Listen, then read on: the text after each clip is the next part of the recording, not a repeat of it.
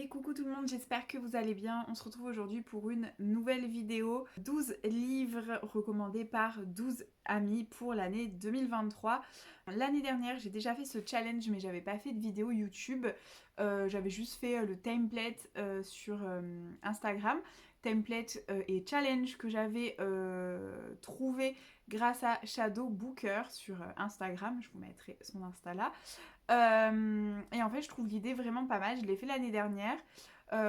J'ai pas réussi à lire les 12, mais pas loin. Et du coup, j'ai recommencé cette année en m'y prenant un peu plus tôt pour vraiment avoir, entre guillemets, 12 livres recommandés par 12 amis différents. Donc, j'ai fait participer la communauté Instagram. Et puis voilà. Et puis, du coup, c'est en partie conseil Insta et en partie mes copines.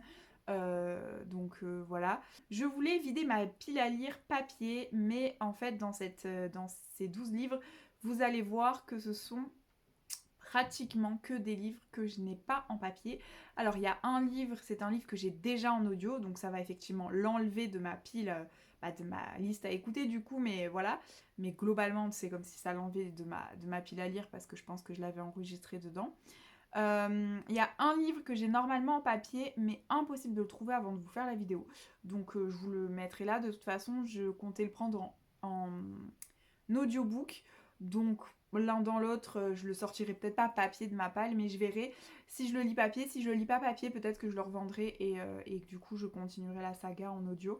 Ça fera toujours ça en moins dans ma pile à lire réelle, enfin matérielle quoi.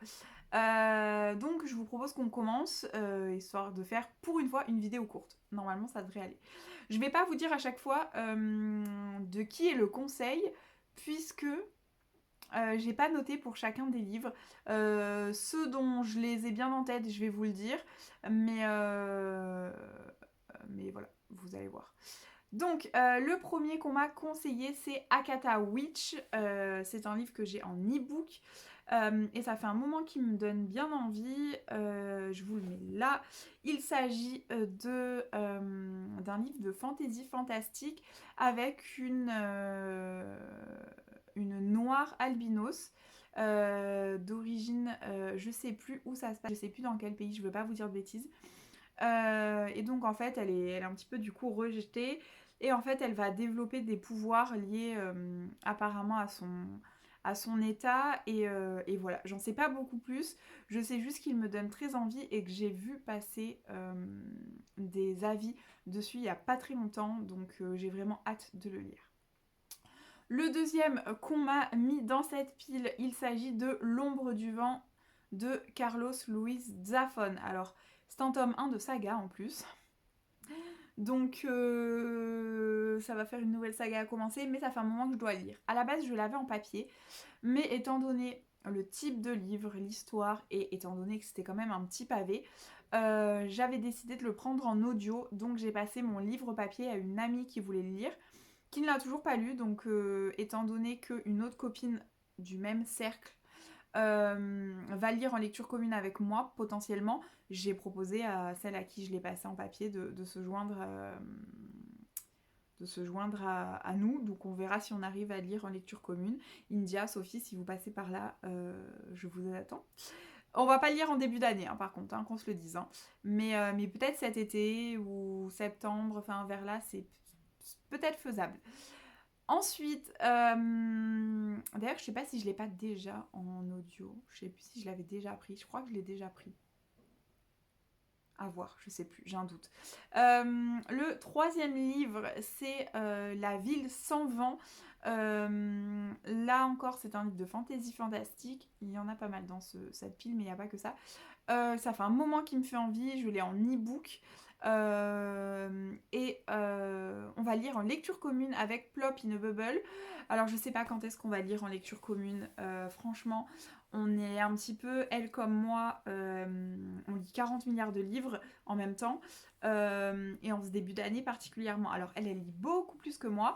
Donc faut que je lui dise, bon par contre moi je peux pas le lire tout de suite. Donc si tu passes par là, Pénélope, je ne peux pas le lire tout de suite.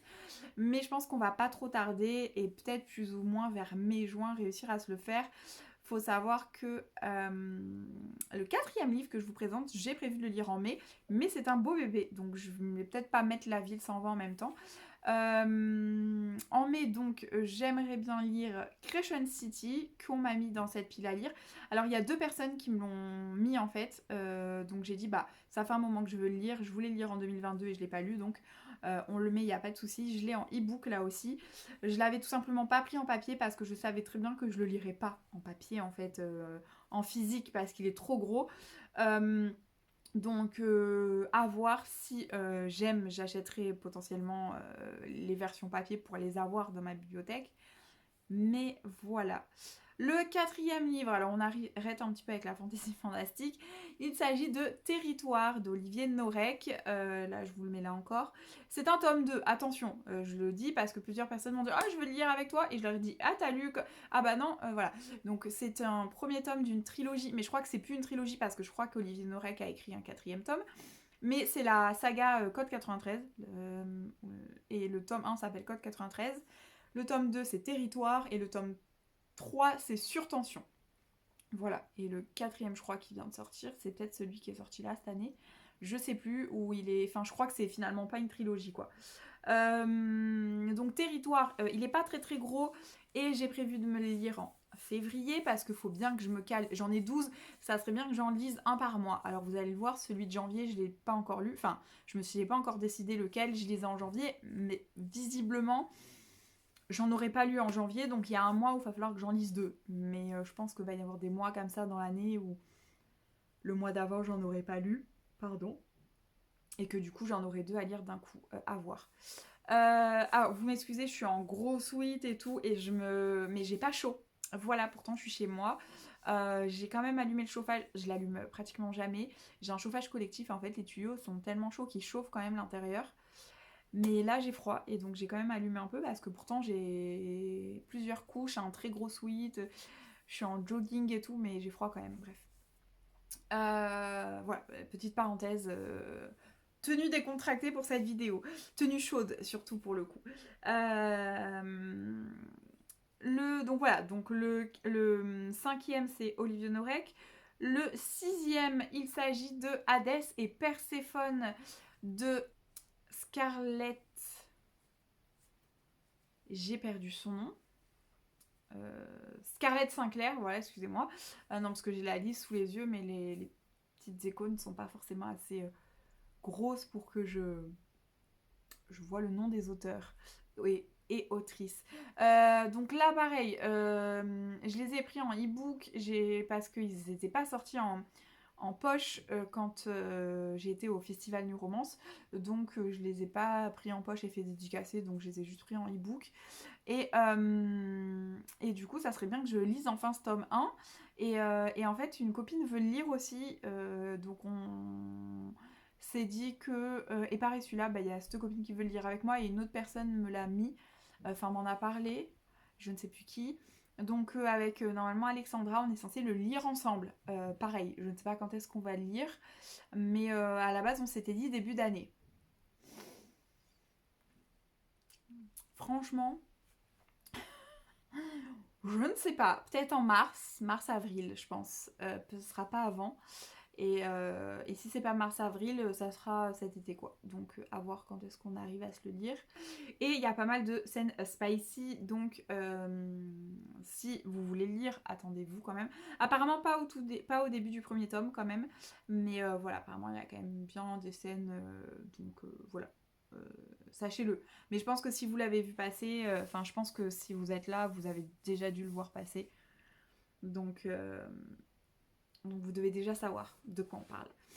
Je sais plus où on en est, 7e livre qui est ici, c'est un contemporain, je pense qu'on peut dire ça comme ça, et c'est un Melissa d'Acosta, je n'en ai encore jamais lu, oui je sais, honte à moi.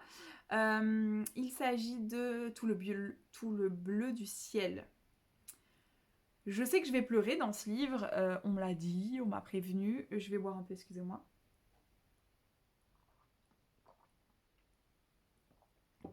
Mais il faut que je lise. Et en fait, pareil, c'est un pavé. Et à un moment, ils ont sorti une édition collector en grand format, parce qu'en poche, il est sorti chez Le Livre de Poche. Et sauf que les poches qui sont super gros, oh là là, je trouve ça galère à lire. Et, je m'étais dit en cas que j'allais prendre la version collector là qui était toute brillante, qui était magnifique, mais je l'ai pas trouvé. Et du coup, vu qu'il est long et que je l'ai trouvé sur Audible, ben je l'ai pris sur Audible. Voilà, c'est le fameux livre qui est dans ma liste à écouter sur Audible. Donc voilà. Et lui, il est déjà programmé. Alors tous les livres que je vous présente, si vous voulez faire des lectures communes, n'hésitez pas à me le dire en commentaire ou à venir m'en parler directement sur Instagram. Je vais organiser des lectures communes. Alors bien évidemment, pour Olivier Norek, c'est un tome 2, c'est un peu plus compliqué. Alors j'ai une copine qui m'a dit « Ah, je dois lire le tome 1 », donc en cas, je le lis là très vite, comme ça on le lit en lecture commune ensemble le tome 2. Donc j'ai dit « Ah, pas de souci ». Donc si vous avez le tome 2 d'Olivier Norek à lire, bien sûr, on peut faire une lecture commune. Mais voilà, c'est un peu plus facile d'organiser des lectures communes sur tous les autres livres, puisque ce sont soit des tomes 1, soit des one-shots. Voilà. Tout le bleu du ciel de Melissa d'Acosta, on va le lire en lecture commune. Il y a déjà une fille qui m'a dit qu'elle voulait le lire avec moi. Et je lui ai proposé qu'on l'écoute. Enfin, moi je vais l'écouter, mais elle va sûrement le lire. Je lui ai proposé Mars, puisque Mars, je fais le challenge Mars au féminin. Et donc je lis que des autrices. Bon, voilà, Melissa d'Acosta étant une femme. On est bon pour le Mars au féminin. Donc voilà, donc si vous voulez nous rejoindre, n'hésitez pas. On fixe pas encore de date, mais moi j'aime bien pour tout ce qui est un peu pavé, se dire on se le lit sur un mois entier ou peut-être sur 3 semaines, mais se donner plus ou moins une date de départ, mais sans découpage. Et comme ça, chacun le lit plus ou moins à son rythme. Et on voit. Après, voilà, là, si on n'est que deux, ben, on va plus ou moins essayer de le commencer au moins en même temps. Et puis après, on verra se donner un point de départ. Après, si on est plusieurs, ben, je propose, voilà, par exemple, qu'on lit sur tout le mois de mars. Et puis, chacun commence plus ou moins quand il peut. Et au moins, à la fin du mois, on sait qu'on l'a au moins tout lu et terminé. Et puis on peut en parler en spoilant, ce qu'on ne fait pas avant d'être sûr que tout le monde a terminé. Voilà. Le 8e livre dans cette liste, il s'agit de Nevernight, le tome 1. Alors ce livre-là, il est arrivé un petit peu comme un cheveu sur la soupe. Je ne l'avais pas jusqu'à récemment. Donc voilà. Et en fait, je l'ai en e-book à cause de copines parce qu'elles me l'ont trop bien vendu. Voilà. Et en fait, c'est elles qui me l'ont mis. En fait, il m'en manquait dans cette liste. Et j'ai dit à mes copines, bah faites-moi une liste. Et elles m'ont fait une liste. On en a enlevé certains qui avaient déjà été mis. On en a enlevé certains qui n'étaient pas prioritaires ou pas... Voilà. Et donc, en gros, plus ou moins chacune, ça en faisait plus ou moins un chacune, quoi. Donc, voilà. Et donc, du coup, Nevernight. Et j'avais pas du tout prévu de le lire. Mais elles me l'ont tellement bien vendu. Mais c'est un pavé lui aussi, donc si vous voulez le lire en lecture commune, surtout dites-le moi en commentaire. Voilà, voilà. Donc je vous mets la couverture là. Je sais pas si je vous mets à chaque fois la couverture poche ou brochée, parce que quand moi je les ai en e-book, c'est pas forcément la même couverture, ou quand je les ai en audio, c'est même encore autre chose. Donc du coup voilà, la Nevernight, j'avoue que je ne sais plus quelle couverture j'ai moi sur le e-book. Pardon. Mais je vais sûrement vous mettre la couverture du grand format qui est peut-être plus connue.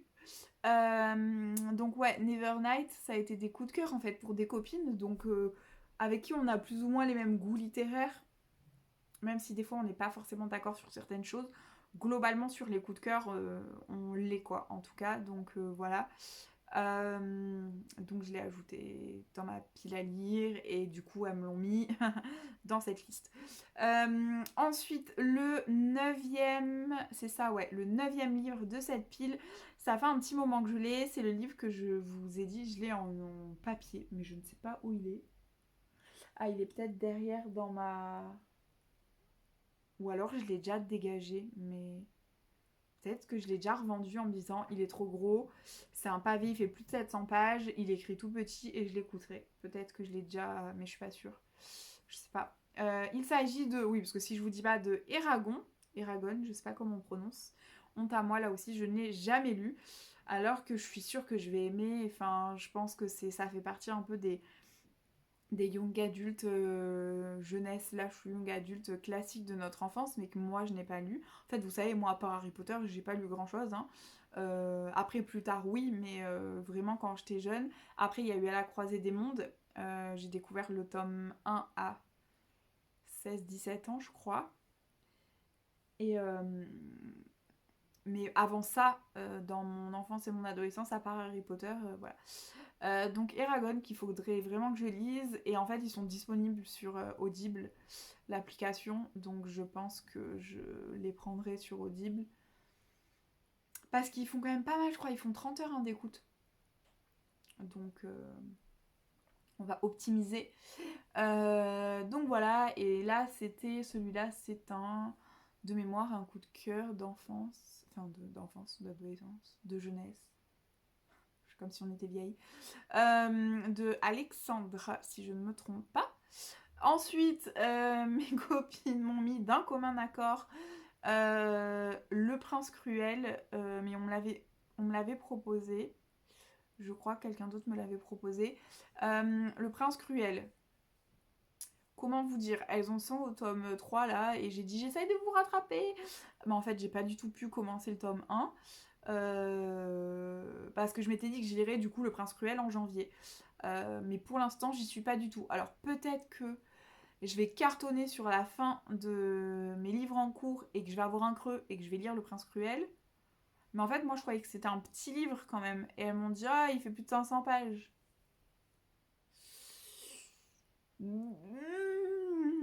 Ouais, donc du coup, je sais pas trop.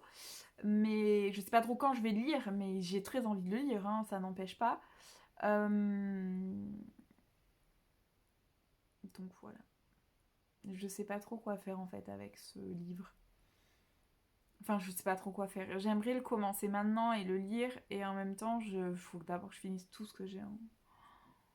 Non, mais j'ai beaucoup trop de livres à lire en fait. Je suis en train de me dire qu'en fait, mais ils me font tellement envie ces livres, j'aimerais tous les avoir lus ce mois-ci quoi.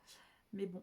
Bref, le 11e livre de cette liste, c'est La Crue Blackwater, qu'on a vu passer partout, que je n'ai pas lu à temps. En fait, quand je voulais acheter le tome 1, il était en rupture de stock. Voilà, donc j'ai fini par prendre le tome 1 en e-book. Et je me dis, ils sont quand même très beaux, mais d'un autre côté, finalement, je vais peut-être tous les prendre en e-book. Ça fera toujours 5 livres en moins chez moi, parce qu'il y en a 5 ou 6 d'ailleurs. Bref, il est là, puisqu'il faut que je le lise très clairement. On me l'a dit, et j'ai dit oui, effectivement, je ne l'ai pas lu encore. Donc voilà, il n'est pas très gros. Donc peut-être que plutôt que Le Prince Cruel, entre janvier et février, je me calerai Blackwater. En tout cas, je suis censée le lire cette année. En plus, il rentre très bien dans plusieurs catégories du défi lecture 2023. Vous savez, le défi lecture, c'est vous avez un groupe Facebook sur Facebook. Et vous avez 100 catégories en fait avec des items du style, ça peut être une couverture majoritairement jaune, un titre qui vaut 40 points au Scrabble, un personnage de dos sur la couverture, un titre écrit en majuscule ou le nom de l'auteur écrit plus gros que le titre. Ça peut être retrouver le mot silence ou le mot lutin dans le texte, pas dans le titre. Mais ça peut être aussi un objet particulier sur la couverture, un mot particulier dans le titre, dans le résumé. Bon, voilà, il y a pas mal de choses comme ça. Donc vous avez 100 catégories et du coup, Blackwater, il en remplit potentiellement plusieurs. Alors, le but, c'est de lire un livre par catégorie, mais du coup, c'est toujours bien d'avoir un livre qui peut aller dans plusieurs catégories. Comme ça, vous pouvez bouger vos catégories. Un livre valide une catégorie, mais voilà. Mais en tout cas, voilà, il est pas mal pour ce défi-là aussi. Que j'essaye de faire tous les ans. Bon, c'est un peu un échec tous les ans, parce qu'au bout d'un moment, je lâche l'affaire, mais au moins, j'essaye de faire du 2 en 1, 3 en 1. Voilà, plusieurs de cumuler un peu tous mes challenges livresques au cours de l'année. Et le 12e et dernier livre, c'est une recommandation de la bibliothèque de Laurie. Et pareil, je l'ai en e-book. Il s'agit de Seoul Copycat de Lee... J'ai plus son nom, alors attendez, je vous dis ça. Lee Jong-kwa. Quoi, je crois. Et c'est un polar qui a l'air vraiment vraiment pas mal. Et en gros, l'histoire, c'est un flic qui se retrouve à l'hôpital. Il se retrouve aveugle et amnésique de mémoire. Et en fait, il était sur la poursuite d'un tueur en série, je crois. Et c'est le seul à l'avoir vu. Sauf que du coup, ben là, il ne voit plus. Et en plus de ça, il a un petit peu perdu ses souvenirs de mémoire. Hein. Il est aussi amnésique. Donc, il ne peut pas dire à quoi il ressemble. Et enfin, voilà, c'est tout un programme, j'ai envie de vous dire. C'est un petit polar, hein. Il fait pas 500 pages, quoi. Et il me donne vraiment très très envie. Donc lui, je vais essayer de le passer assez vite. À la base, je m'étais dit que je le lirais en février. Mais là, j'essaye de lire Territoire. Je vais peut-être pas me faire 2 polars le même mois.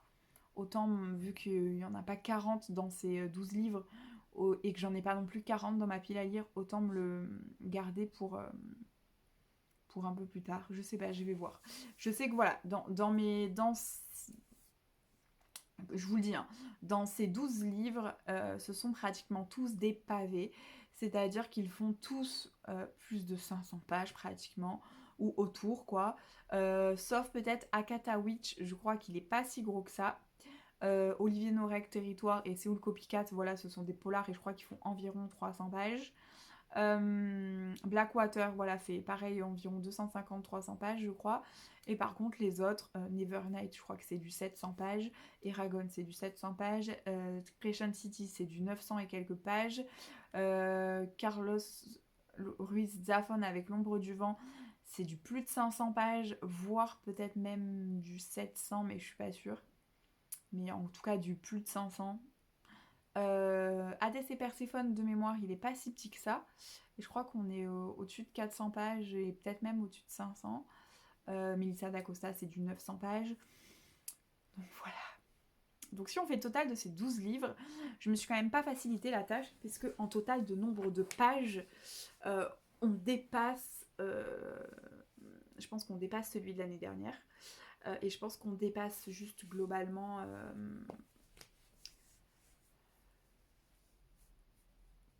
mes objectifs, pas totaux, mais ouais, ma capacité un peu à lire en fait. Je vous avoue que là, en vous faisant cette vidéo, j'ai tourné avant cette vidéo un book haul, un gros book haul, et, et je suis en train de me dire que j'ai beaucoup trop de livres et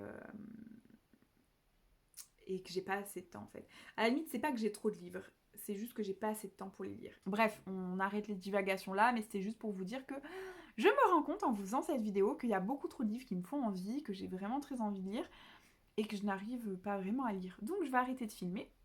Cette vidéo fera 30 minutes, c'est très raisonnable, ça doit être une vidéo les plus courtes de ma chaîne. Donc voilà, je vais l'arrêter là et je vais aller lire tout simplement, n'est-ce pas? Je vais aller essayer d'avancer mon pavé que je lis actuellement. Je suis toujours sur Glacé de Bernard Minier, donc, qui est absolument super, mais que je n'arrive pas à trouver assez de temps et de concentration pour lire. Mais sinon, il est très très bien, bien que ce soit un pavé, il est très fluide à lire, donc c'est très agréable. Bref, si vous voulez faire des lectures communes sur ces 12 livres, ou d'autres, hein, mais déjà sur ces 12 livres que je vous ai présentés, n'hésitez pas à me le dire en commentaire et à venir en cas sur Instagram. Et puis j'organiserai une lecture commune avec plaisir. Après, on peut se le faire qu'à deux, mais on peut se le faire à plusieurs aussi, voilà, comme vous voulez. Et ben écoutez, je vous remercie. N'hésitez pas à mettre un petit pouce bleu, à laisser un commentaire et à partager sur les réseaux sociaux si vous regardez ma vidéo. Je vous remercie et puis je vous dis à très vite pour une nouvelle vidéo.